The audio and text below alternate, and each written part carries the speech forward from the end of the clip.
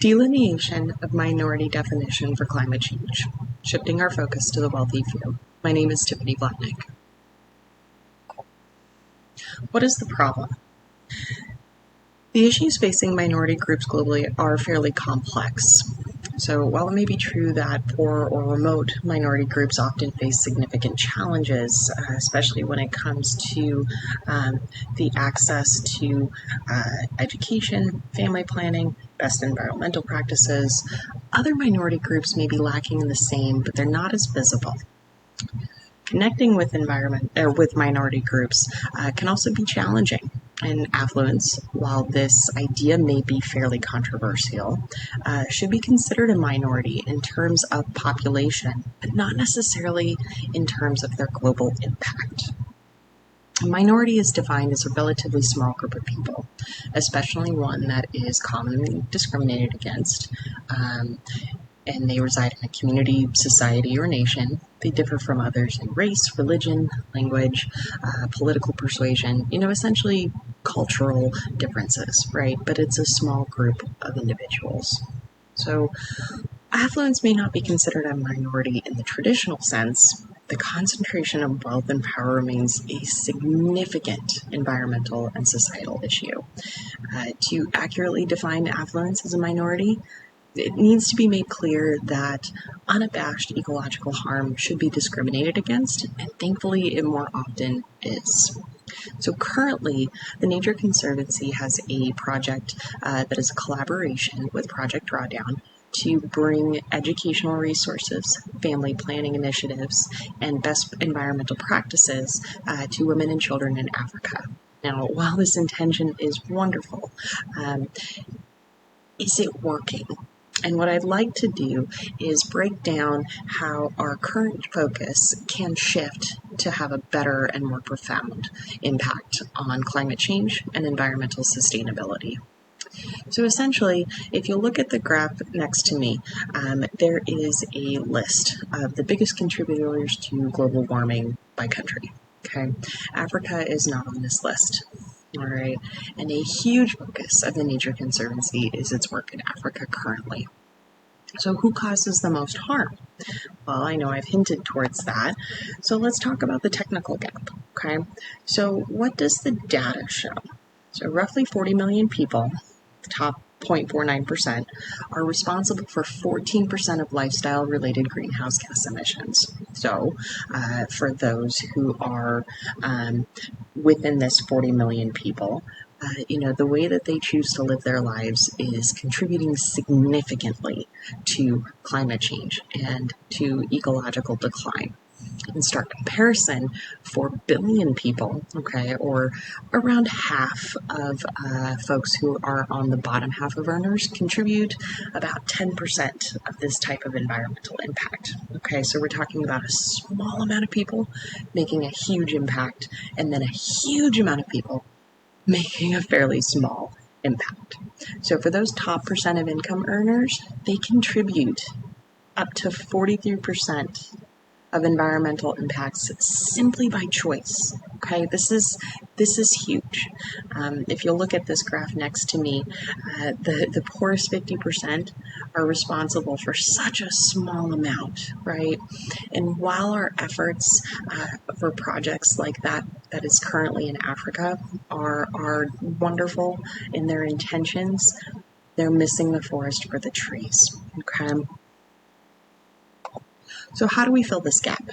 So the discourse lies in focusing primarily on family planning, empowerment initiatives for the less than affluent, right?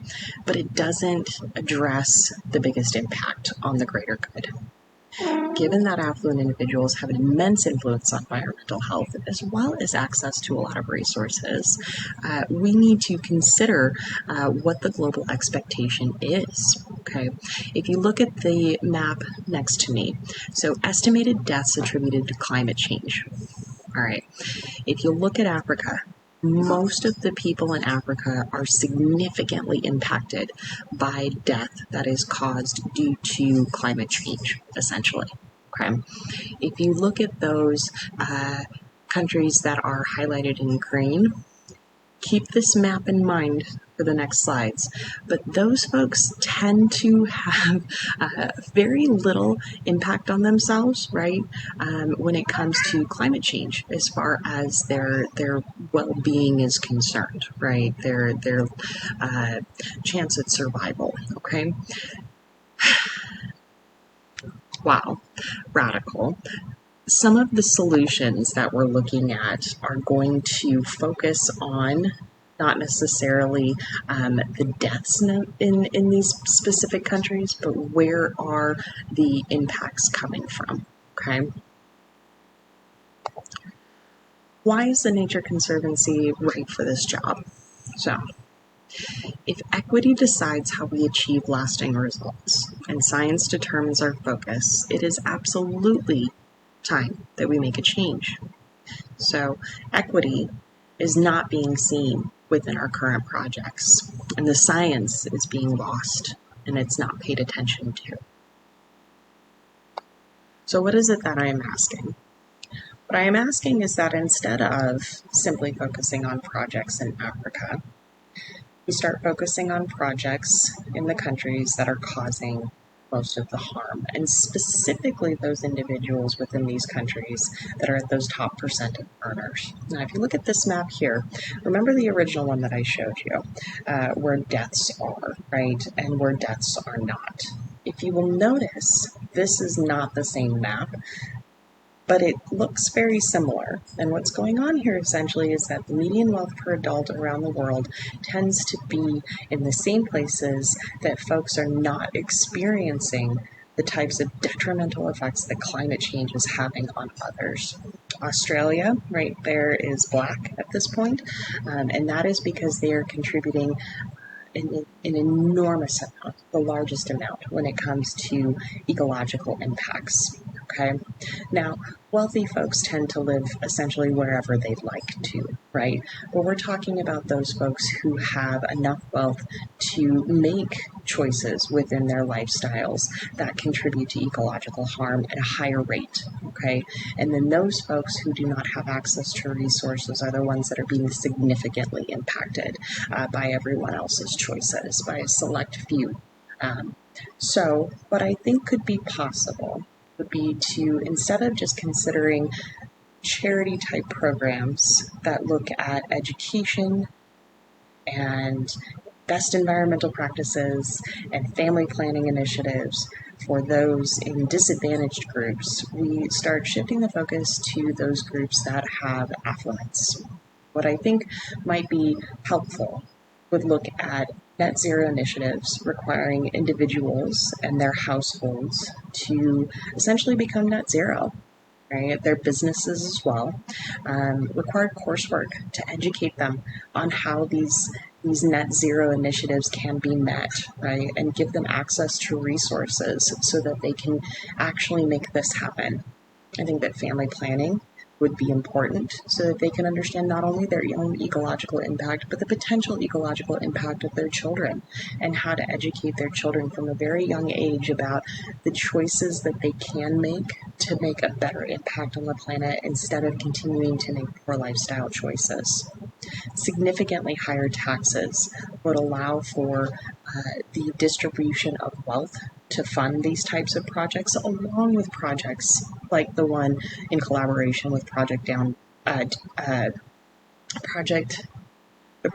Africa, along with substantial fines for those who choose not to participate or meet those net zero initiatives. Caseworkers assigned to each individual to monitor the progress, as well as make reports, and these reports are available to the public so that folks can decide where they want to invest their money, whether or not they're going to buy a product from a person who is producing something that is a poor decision for our planet. Mandatory participation requirements, and employing those substantial fines for folks that choose not to participate, along with potential jail time. It is such an important initiative to focus on looking at those who are contributing the largest harm to the entire globe, right?